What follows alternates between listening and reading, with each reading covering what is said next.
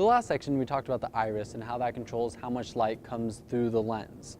And the next step that the light interacts with is the shutter. And what the shutter does is it allows light to actually hit your sensor. Because as you're looking through your viewfinder, you're seeing the light coming through the lens. You're seeing how much light there is. But it's the shutter that says how long that light will hit your sensor and expose to get an image. So you might have heard the term shutter speed, and what that is the number given to how quickly the shutter is actually moving. So let's say you're shooting at 1/8 a second. That's pretty fast, right? The shutter is moving up and down.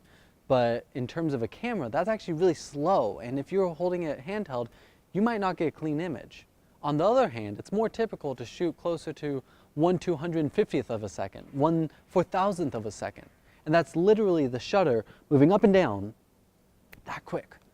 So shooting at 1/8 shutter speed is allowing more light in. It's allowing your picture to be brighter as opposed to a 1/4000th shutter speed where it's a really quick shutter and you're not allowing as much light in. The other factor with this though is that as you slow down your shutter, it's possible that you'll start to get blurry images. Typically, if you're handheld, going under 1/60th of a second, your hands, it's hard to keep it steady and you'll start to get blurred images at 1/30th or below that even. And so depending on your situation, depending on how much light there is, you change your shutter speed. You decide, oh, well, I want to shoot at an f4, so now I'm going to crank my shutter speed really high because there's a lot of light outside. Or maybe you don't have any light and so you're making your shutter move a little bit slower, allowing more light in. It's really important that you test, that you take a few practice shots and see what you're capable of doing. Personally, I always like shooting at 1/100th. I think that's really safe. Even if something's moving quickly, it will be crisp and clean and not blurry. But sometimes you're in a low light situation and you need that slower shutter speed, and so you have to find a way to stabilize your camera and get a shot that's not too blurry. This isn't to say that you shouldn't use slow shutter speeds.